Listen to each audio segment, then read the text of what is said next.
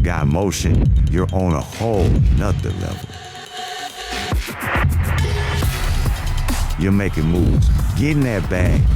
Nobody's touching you. Y'all came at a dangerous time, man. If you really want to do the podcast shit, nigga, get your name up. OG, Louis the 13th. A mogul in the making. Ooh, wee. Unstoppable, breaking all the rules and taking what's yours. Taking my music seriously, and I want your help. Is WAC 100 from Pacoma Pyro? Is he from the hood? And you know this ain't the first time, Flacco, that this nigga done called on bullshit. Over some shit that you done did. So that's strongly about your beat selling bitches. I don't give a fuck. Motion's not just momentum, it's a warning shot. I feel like, damn, get to the bank over for a bitch. The EP didn't bid off for 2 fucking years. Letting them know that you're coming for the top spot. This further proves my point. If you was still fucking with me when I had the bitch, that proves to you that I got the bitch and I still got my... And nobody is going to take it from you or stand in your way. Real money come, never stop the motion. Every day, swimming in that ocean. Cash rise, hand on the potion. Living large, no need for promotion.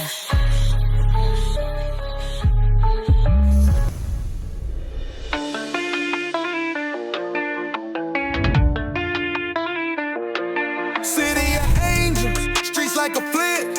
Hollywood dream, gotta hustle quick. Beneath that small, they chase that bag. Echo Park, nice money in a swag. Alright, it's your boy Creep the Guap Fiend, you know what I'm saying? I'm an entertainer, I do music. I'm also a podcaster. Catch me on No Jumper alongside Flacco, Adam 22. I'm a part of the 100 ENT family with WAC 100, but I would like to say that I got a crew inside the crew, you know what I'm saying? It's me, Mackie, Flacco. On top of that, I'm a pillar to my community, and I'm the man with the motion. Kanye West is in grave danger. The Kendrick Lamar Super Bowl halftime show has people losing their mind. The man talk. What'd you say, Kevin? Bro, suck my dick, bro. That's a... Hey, stop bro. playing before I smack the bro, shit out you. do it. Hey, no. I'm Poetic Flacco, man. I've been in LA now for about 2.5 years. I got out here, I got to work, you feel me? I feel like I really sort of like took off. I've done interviews with Kai Cenat, Fresh and Fit, damn near in everybody in every genre, you know? So for me and Creep, since we locked in, man, podcasting, entertainment, management, bro, it's just so fast, there's just so much going on, bro, that you gotta kind of like lock in with people who you feel like, you know, can really contribute, right? The last 2 years have been a blessing. I've been growing, you know, and I definitely feel like, you know, there's more to come. What's good is Young Mackie, girlfriend's favorite everything. I'm a producer, DJ, content creator. I got my own club called Club Mackie. It's a virtual club where everybody join. I done work with Blueface, Ray Trimmer, DDG. I got some new shit with 310 baby on the way, you know. Stay tuned, we got it going over here.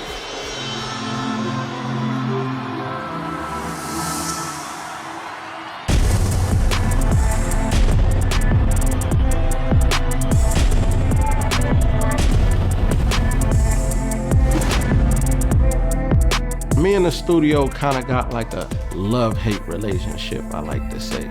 Music was never really a passion of mine, so this is why I'm not as focused on it as everybody else would like me to be. So me and Flacco, we met on an episode of No Jumper. I went there to do the news. Yo, listen, man, we are live, we're here. Here we go again. As we try out new people, you feel me, try to see, you feel me, you know, and who sticks, you know.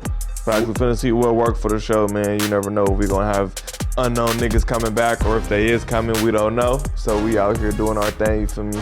Brought my niggas A in here, you know what I'm saying? No cap. Good, man. And you know, I brought Creep, the motherfucking Guafi, man, you feel me? No real.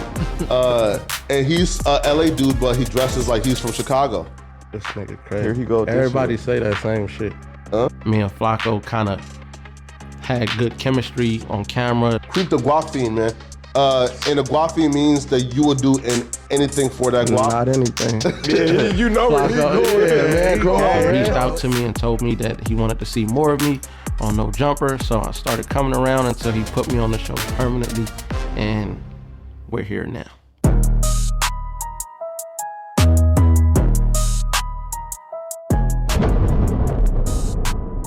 So I've been in the studio working on my album. I say it's been about 2 years in the making, and I've been waiting on Wack to drop the album, and we ain't dropped yet. So I've been a little discouraged. So I get a call from my boy Mackie. He tell me to come down to the studio, but I kinda already got an idea on what he want me to come to the studio for. I heard through the grapevine that everybody at the studio wanted me to get back on music. That's just not what I'm on, but I decided to go down there anyway. I hear my boy Creep, right? We done did this tape for probably about like 2 or 3 years now, and I can't put my boy all the way at fault because, you know, he was waiting for Wack. My thing is, we could be dropping other songs that's not on the tape and we don't gotta wait for him. So I'm calling Creep like, bro, we need to drop some music. Like, we don't gotta wait on this tape. Like, let's drop some new hot shit.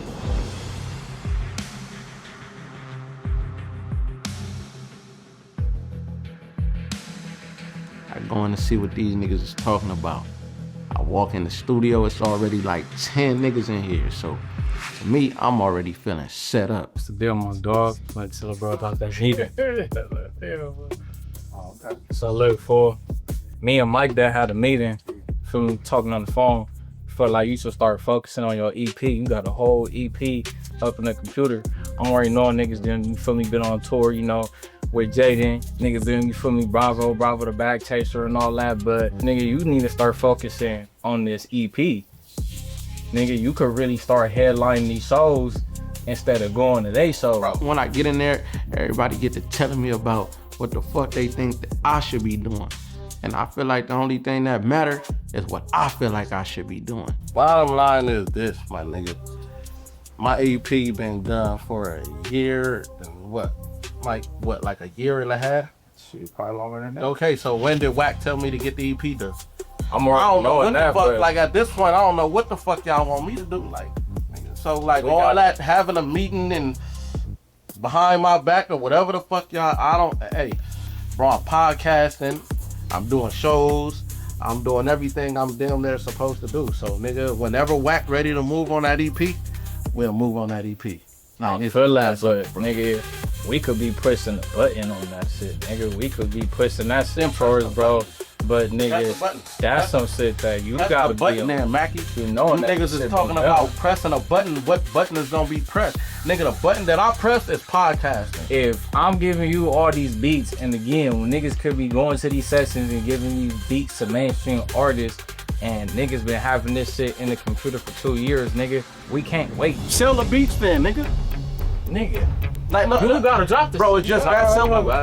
Bro, at the end of the day, you talking about other motherfuckers calling you about shit that I already got songs to. So if you feel that strongly about your beats, sell them bitches. I don't give a fuck, nigga. Niggas could sell them. I don't give a fuck about none of that. Niggas not selling, put this shit out.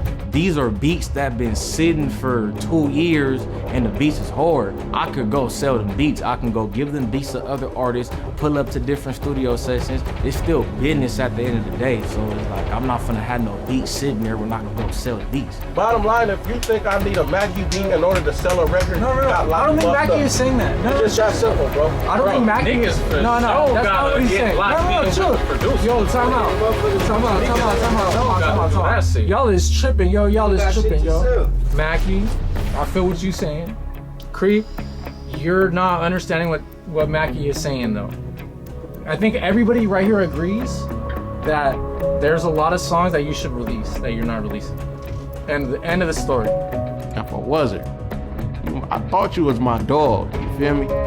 You was seem like you was siding with me in the beginning and then you just jump shit on some turncoat shit. I get what you're saying, but at the end of the day, like, see, this is my whole thing. Like, it's a way that you come at niggas, bro. Like, at this point, it's 10 fucking niggas in the room, bro. Like, at this point, I feel like my back against the fucking wall. This nigga right here talking about motherfucking, oh, I got beats I can sell. Man, sell the motherfucking beats, man. How bad do you want this shit? Look, you hear. If nigga want this shit that bad, you can totally Now, after the situation with me, Mackie, and the engineer, my brother tried to jump in to cool all of the heat off. My brother's really one of the only people in the world that I can really take advice from and listen to. But even in a situation like this, when I'm already heated and I feel like everybody in the room was against me, I kind of just didn't want to hear nothing. 2 fucking years, homie. The EP didn't been done for 2 fucking years. And you niggas just now talking about we need to release it? If you niggas was on that, you niggas should have picked up the phone, called Wack, and called out one of them niggas about that shit, bro. I feel on that, bro, but niggas ain't gonna go hard about your crap like you gonna go hard about your crap yourself, bro. You feel what I'm saying? Maybe you just need to take the time to just focus on your music, bro. Niggas understand that you talk about a budget and everything, but you forget who the fuck you is, nigga. You forget that you could hit this fucking page, nigga. Come on, nigga. The fuck, yeah, who is up? What? Bro, stop playing, bro.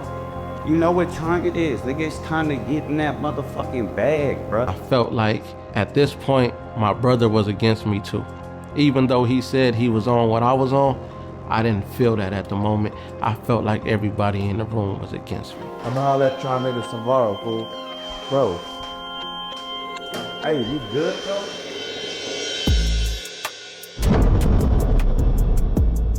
So the last time that we were here, I heard that y'all two got on a call with Wack at 4 a.m. and y'all ironed out y'all issues. No, it wasn't nothing ironed out for not 4 a.m. Alright, so why was y'all, I guess, calling Wack at 4 a.m.? Like, what happened? I had a meeting with Flacco at No Jumper. He ended up having an interview that went a little bit over time, so I had to wait outside for him until he got done doing what he was doing. I told Creep to pull up at like 7:30, right? Because I think we were gonna be done at like 6:45. So, you know, to kind of like clear out time for everybody to leave, right? Because I did a podcast with Munchie B and Spider Low, who at the time don't get along with Wack 100. You know, Creep is Wack 100's mans, right? So like, you know, if their paths cross, there is expectations for media violence. Listen, but bro, y'all came at a dangerous time, man. Shit, we just seen 100 niggas. It was like bro, 100 ops was right there for y'all, man. That's crazy. Bounced out on them. Can't yell at them niggas. No. I just seen him too. You talk about boy. I just seen him too. Boy. And it ain't coming on. I said, yo, Creep. I said, boy, if it get hot, man. And it ain't coming on. You see what I'm representing, Flock? Huh? By the time Flacco got outside and I realized who he was interviewing, it turned out that these are certain people that we don't really get along with. There was 100 outside for y'all. And I was standing right here. Flacco came outside being same old Flacco, popping jokes, talking about how I was scared of who he was interviewing. I'm not scared of nobody. It was gonna be what it was gonna be.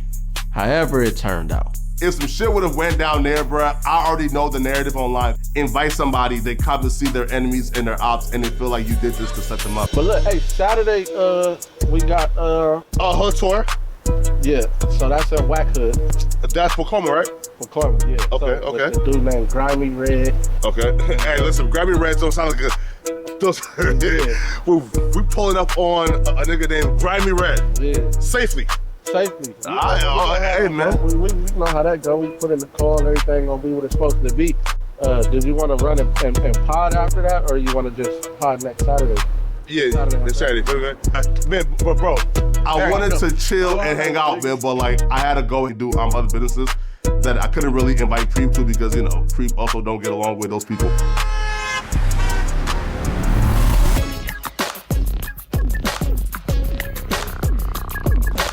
It's your girl, Jordan Jade. I'm a cannabis entrepreneur and music artist from the Bay Area, Vallejo, California. Worked with artists such as La Russell, Keek Da Sneak, Be Legit. So I've been in cannabis for over a decade. I currently have a THC brand in Northern California called Jordan Jade Flowers. So I really would love to bring it into SoCal and break into the LA market. This is my year. I've been going too hard. Y'all gonna know who I am.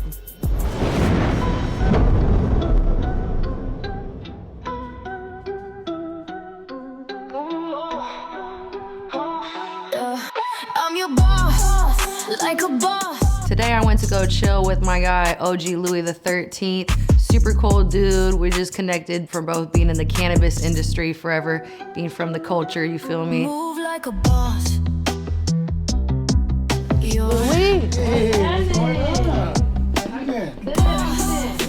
He definitely got some work. Prices are right. We're definitely gonna start working and lock in and get some stuff going. So, as you know, I have my cannabis brand in the Bay, Jordan Jade Flowers. Okay. So I'm trying to bring it down to SoCal and break into the LA market with it. Ooh. Yeah, so I'm you're looking coming from the Bay to LA. Yes, sir. You already know. So I'm looking for someone to private label with, work with, just kind of grow my brand out here with. Yes, there's a couple of cultivations I could line you up with. If you got time today, we can go stop by, look at a couple of cultivations, and work on packaging. I've done packaging from Snoop Dogg, 2 Chainz. Yeah, you do everything. Working with Ice Cube. It's beautiful. I'm doing a lot of things right now, so yes, whatever you need. For me, it was a one-stop shop because he's got the lounge, the music studio, and the cultivation all right there. So we could get a lot of work done fast, and I love being efficient. What advice do you have for me breaking in LA? Everything in cannabis is similar to the same. It's all about how you market your brand and what you do for the community. Yeah. A lot of people don't do none for the community and none for the culture. It's all about their pockets. Cultural. Exactly. But you want to be able to give away. If you don't give away and you help out people, your brand is just going to be another corporate brand. Yeah. And if you're for the people and really about the culture, then you got to give back. Yeah. You got to donate. You got to help out. And a lot of people don't do that. One thing that Louis suggested that really resonated with me, that I agree with, is giving back and doing things for the community and for the culture. Nothing self-serving, but really doing for others and doing something very charitable. I like that and I agree, and that's what I'm gonna start doing. Could we go check out the cultivation today? Because I definitely want to work with you and lock in. I'd love to check out some flavors. I'm gonna take you to the strains. cultivation, but I'm gonna show you some right now of my private Louis XIII, some of the best in the Private world. reserve. So I'm gonna show you some, and then we're gonna go to cultivation, and Hell I'm yeah. gonna let you look at everything. You gotta pick what you like, test a little something here and there. We'll go from there. Nice. Let me go grab that. Okay. Let me show you some of the best right here. Okay. This is some of the best original OG Louis XIII. Ooh, Louis bust out his private stash, the personal reserve, you feel me, before we went to the cultivation. So it was nice to see something super special. I'm gonna take you to a candy shop right now. Oh yeah.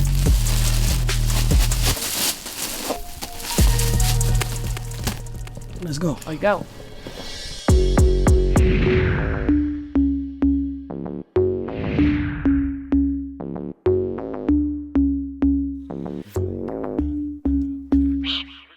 A billion in the world, only one of me when I walk. We go into the cultivation and he already has packs out ready for us to check out, smell, test.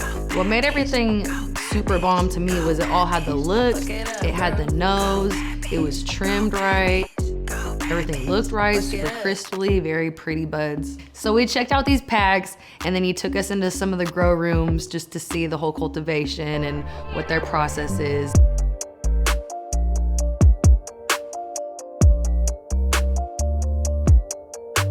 So we walk in the first grow room and see all the plants, not yet flowered, so it was nice to see them as younger teens in different stages of the growth cycle. We go into the other room and they're fully bloomed, full buds on them, so it was nice to see all that and kind of the flowering phase and see the different phases of the growth cycle. It was really dope to link with Louis today and just really appreciate the guys for the hospitality and bringing us out, showing what they got. Excited to get to work with him. Look, traumatized by shit that I sing that I probably shouldn't have sing. I just kind of wanted to relieve some stress, so I got inside of the studio myself. I had Mackie pull up a few beats, and I found something I could catch a vibe to. I'm listening to the songs, and in my head, like, this the shit that I'm talking about. Like, he made some new music. This shit so hard. Like, I had to make him stop the music. I'm like, bro, this the shit that I'm talking about. By the time I got out of the booth, it was back to Mackie's shit again.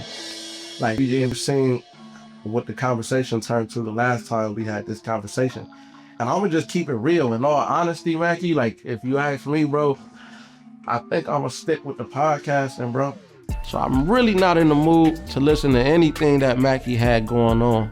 I kept the conversation real vague because I didn't want to end up getting into it with him like we did the last time we had this conversation. So it's just fuck music? Bro, it's not fuck music, bro. Like, it's just, nigga, right now, I got other things rolling. Like I got other shit in motion outside of just music, bro. So I can't keep putting 100% of my time into this shit and it's not moving as fast as I need it to move.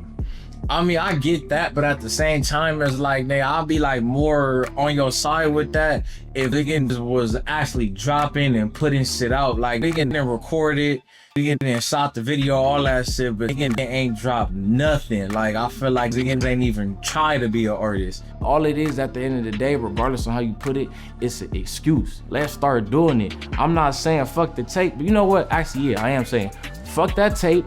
When the shit come out, it come out. And let's do some new music. Right. You got niggas tapping in like, hey, Creep, when you drop what I'm saying. See, this what I'm saying. Look, bro, what do you mean niggas ain't tried to be an artist? But at this point, I feel like Mackie's just not letting up. I'm trying to take it for a homie just being a homie, but it's becoming annoying. Podcasting, I show up and I speak up my motherfucking mind about whatever subject or whatever topic we talking about. You feel me? Like, that's damn near the most effort I gotta put in. When it comes to doing music, I need a team, I need a cameraman, I need a fucking PR, I need an A&R, I need producers. Do you want this shit bad enough? Cause if not, then cool, but you too talented to waste your talent and just say fuck it. Okay, in the beginning, I take it like you try to support, you just care, well, bro, at some point in time, if you supposed to be my nigga, you supposed to be on what I'm on, bro. Yeah, but at the same time, if I know that you could make a hit record and you could make a song, nigga gonna push you towards the studio. The shit that'll make sense is if you really want to do the podcast shit, you can get your name up on the podcast. Then when your name up on the podcast, then you able to drop your music because now you know who you are. So don't get me wrong. I understand everything Mackie's saying. I understand where he's coming from completely.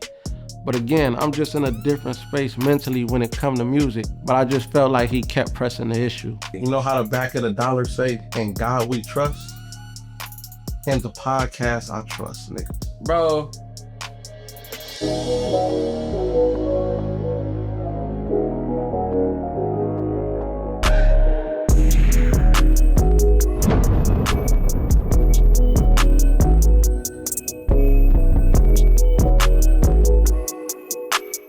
So today I met up with Ant. I always consult with him on all my music business. He has a ton of experience in the industry. I got this distribution contract through Empire that I presented to him. I was really excited about it. It sounds great to me, but he had some reservations and concerns. So I like getting his feedback and advice on what I'm doing. There's a couple other labels I've been talking with already. So I kind of want to feel them out a little bit more before we jump into this contract, especially with your royalties and publishing per year. You know, so there's a few things I had a little concern about. I just want to go talk to a couple other labels first before we just rush into it. I mean, I know it's a big deal, the part's a big deal. Yeah. Just look at a few more options first before you go running into this one. I mean, it is just a distribution deal through Empire, so it's not an entire record deal where it'd be everything with them. It's just one aspect. Yeah, but still, you don't want to just rush into something. If you got one deal, you'll have 2 or 3 deals. So let's just sit and wait for the other 2. There's a couple others I'm talking with. Let's just see what they have to say first before we go rushing into this situation. So basically, they seen something in you for them to even want to fuck with you. So let's see what some of the other ones have to say first. Okay. So I was ready to sign this contract and jump right on it. And, you know, he had some reservations and points and hesitations that I'm probably going to hold off on it just to see what other options I have to explore first. How'd that dispensary meeting go out here in LA? It went good. It went good. Yeah, I think I'll probably work with them. Yeah? Yeah. The cultivation, it was cool. Yeah? Yeah. But I think certain people say certain shit when they mad on purpose. Yeah. Like it may not even be bothering the nigga no more, but because he knew it was gonna cut her, he said the shit. You get what I'm saying? I feel like you can't be mad So at that. podcasting was cool. I felt like I was finally finding my personality and my niche at this. I was getting better and better each time. Then I got some bad news. Hey, listen, man. Here we go again for the last time. That's we back. crazy. You feel me? Listen, man. You feel me? Man. And contrary, feel me, contrary, like the popular belief, you feel me? Shows got canceled, yes. But in terms of like us still being a family and a unit. Flacco don't see the huge deal because me and Flacco already survived this once. Me and Flacco survived the last purge. I showed up to No Jumper. My 5th episode, I believe, was my last episode. We didn't get a phone call from nobody. We didn't get a text message from nobody. After the end of the episode, we were told to not come back. And that was fucked up. Bro, hey, your song went crazy though. Thank you. I need that shit to drop. Your shit hard. We gotta make something too. Why did you not tell me about Britain? I didn't feel like it was something to tell you about.